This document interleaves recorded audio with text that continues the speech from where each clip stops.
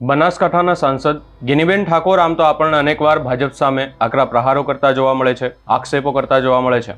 ત્યારે ફરી એકવાર ગિનીબેન ઠાકોર ભારે આક્રોશમાં જોવા મળ્યા હતા અને ભાજપ પર મોટા આક્ષેપો કર્યા હતા।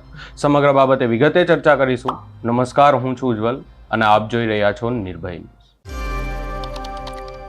બનાસકાંઠાના કાંકરેજમાં કોંગ્રેસની આક્રોશ રેલી યોજાઈ હતી અને એક આક્રોશ રેલીમાં ગિનીબેન ઠાકોરે ભાજપ પર મોટા આક્ષેપો કર્યા અને સૌપ્રથમ તો માપણી સીટનો મુદ્દો જે હાલ ગુજરાતમાં ગરમાયો છે એને લઈ અને ભાજપ પર આકરા પ્રહારો કર્યા અને કહ્યું કે અંગ્રેજોની માપણી સીટ સાચી હતી, પરંતુ આજના દિવસે અંગ્રેજો કરતાં પણ ગયા ગુજરા છે। વધુમાં ગિનીબેન ઠાકોરે વોટ ચોરી મુદ્દે વાત કરી અને વોટ ચોરી મુદ્દે વાત કરતાં કહ્યું કે મતદાર યાદીમાં મોટા પાયે જે છે એ છબરડું થઈ રહ્યું છે અને જે લોકો મત કરે છે એમના મતની જે ચોરી કરવામાં આવી રહી છે એવી પણ વાત કરી। ત્યારબાદ ગિનીબેન ઠાકોરે જે બનાસકાંઠામાં અતિવૃષ્ટિ થઈ હતી અને એના કારણે ભારે નુકસાન થયું હતું, આપણે જોયું હતું કે આ વાતને લઈ અને અનેક નેતાઓ પણ બનાસકાંઠાના સુઈગામ અને તેના આજુબાજુના વિસ્તારમાં ગયા હતા। ત્યારબાદ અનેક વાયદાઓ પણ કરવામાં આવ્યા હતા। આપણે જોયું હતું કે મુખ્યમંત્રી ભૂપેન્દ્ર પટેલ પોતે પણ એ વિસ્તારમાં ગયા હતા અને નિરીક્ષણ કર્યું હતું અને લોકોને વાયદા કર્યા હતા, પરંતુ હજી સુધી ત્યાં અતિવૃષ્ટિને લઈ અને કોઈ પણ પ્રકારનો રાહત પેકેજ જાહેર નથી કરવામાં આવ્યો। એ વાતને લઈ અને પણ વાત કરવામાં આવી। વધુમાં ગિનીબેન ઠાકોરે શું કહ્યું, સૌપ્રથમ એ સાંભળીએ। થરાની અંદર બેઠા છીએ તો ભારતીય જનતા પાર્ટીના વિચારધારાવાળા થરાની અંદર જે એમના મકાન છે તો એમના મતદાર યાદીમાં નામ આવે છે અને જે તે ગામમાં રહે છે ત્યાં ગામમાં પણ એમનું મતદાર યાદીમાં નામ હશે। ચૂંટણી પંચ કેવું કે ભાઈ મતદાર જ્યાં ઈચ્છે ત્યાં રાખી શકીએ, પણ એક જ જગ્યાએ હોય, એક વ્યક્તિ એક વોટ, એ નારો લઈને જ્યારે રાહુલજી આખા દેશની અંદર નીકળ્યા હોય ત્યારે આવનાર સમયની અંદર આપણે ગભે ગભો મિલાવીને સૌથી પહેલો ટેસ્ટ એ આપણો જિલ્લાને તાલુકા પંચાયતની ચૂંટણી છે અને બનાસકાંઠા જિલ્લો એ કાયમી કોંગ્રેસનો ગઢ રહ્યો છે। હું માનું છું ત્યાં સુધી એકાદ વખત કે બે વખતને બાદ કરતા એ બનાસકાંઠા જિલ્લા પંચાયત એ કાયમી આઝાદીથી કમી જે માપણી સીટ એમના પાપે ભારતીય જનતા, હું માનું છું ત્યાં સુધી જ્યારે અંગ્રેજોએ માપણી સીટ કરી હતી ને ત્યારે પણ હાજી થઈ હતી, 1 ઇંચ ક્યાંય જમીનનો ફેરફાર નતો। અને આ તો અંગ્રેજો પરતા પણ બહેતર છે કે એમને અધિકારીઓને આવક ઊભી કરવા માટે કરીને તમામ ખેડૂતોનું સર્વે ખોટું કર્યું, એમની માપણી ખોટી કરી અને એના કારણે આજે લાખો રૂપિયા ખેડૂતોને પોતાની જમીન એ હરખા હાથ બારના હાથાના ઉતારા કરવા માટે, ભાઈએ ભાગ પાડવા માટે કે જમીનનું કોઈ લે વેચ કરવું હોય તો પણ આજે ડીઆરઆરમાં અંદર લાખો રૂપિયા ખેડૂતોને લીધા દીધા વગરના આપવા પડે કે નથી આપવા પડતા?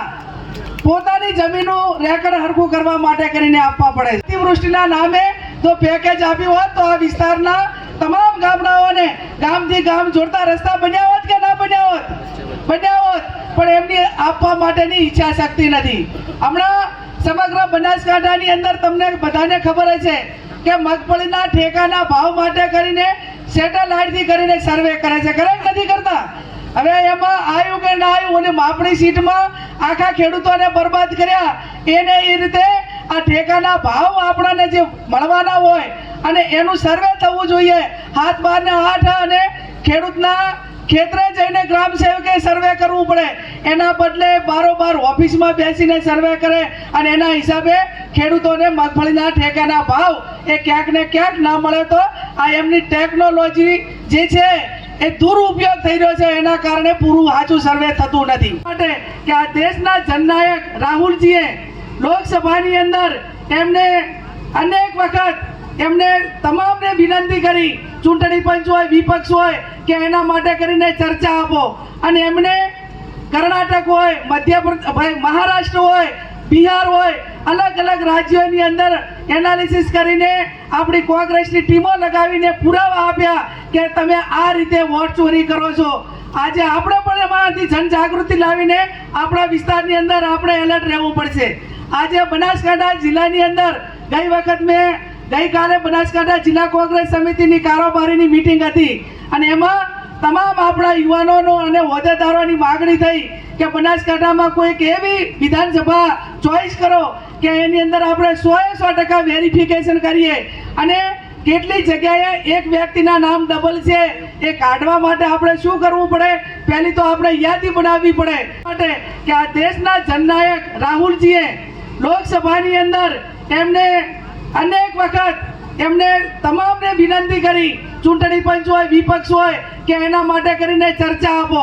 અને એમને કર્ણાટક હોય, મધ્યપ્રદેશ, મહારાષ્ટ્ર હોય, બિહાર હોય, અલગ અલગ રાજ્યોની અંદર એનાલિસિસ કરીને આપણી કોંગ્રેસની ટીમો લગાવીને પુરાવા આપ્યા કે તમે આ રીતે વોટ ચોરી કરો છો. આજે આપણે પણ એમાંથી જનજાગૃતિ લાવીને આપણા વિસ્તારની અંદર આપણે એલર્ટ રહેવું પડશે. આજે બનાસકાંઠા જિલ્લાની અંદર ગઈકાલે બનાસકાંઠા જિલ્લા કોંગ્રેસ સમિતિની કારોબારીની મીટિંગ હતી અને એમાં તમામ આપણા યુવાનોનો અને હોદ્દેદારોની માગણી થઈ કે બનાસકાંઠામાં કોઈક એવી વિધાનસભા ચોઈસ કરો કે એની અંદર આપણે 100% વેરિફિકેશન કરીએ. અને કેટલી જગ્યાએ એક વ્યક્તિના નામ ડબલ છે એ કાઢવા માટે આપણે શું કરવું પડે? પહેલી તો આપણે યાદી બનાવવી પડે. હાલ આ તમામ મુદ્દે ગેનીબેન ઠાકોરે ભારે આક્રોશ બતાવ્યો છે અને લડી લેવાની વાત કરી છે. અહીંયા વધુમાં કહેવામાં આવ્યું છે કે જો ખેડૂતોનું વળતર નહીં આપવામાં આવે, ખેડૂતો મુદ્દે જો સરકાર કોઈ નિર્ણય નહીં લે તો ખેડૂતોને લઈ અને ભારે લડાઈ લડવામાં આવશે. બીજી વાત અહીંયા કરી છે કે ભાજપ જે ભ્રષ્ટાચાર થઈ રહ્યું છે એની વાત કરવામાં આવી છે અને વધુમાં કહેવામાં આવ્યું છે કે જમીન માપણીમાં હાલ મોટા પાયે ભ્રષ્ટાચાર થઈ રહ્યું છે. ભાજપના નેતાઓ જે છે જમીન માપણીમાં ભ્રષ્ટાચાર કરી રહ્યા છે અને જમીન પડાવી રહ્યા છે એવી પણ વાત કરવામાં આવી.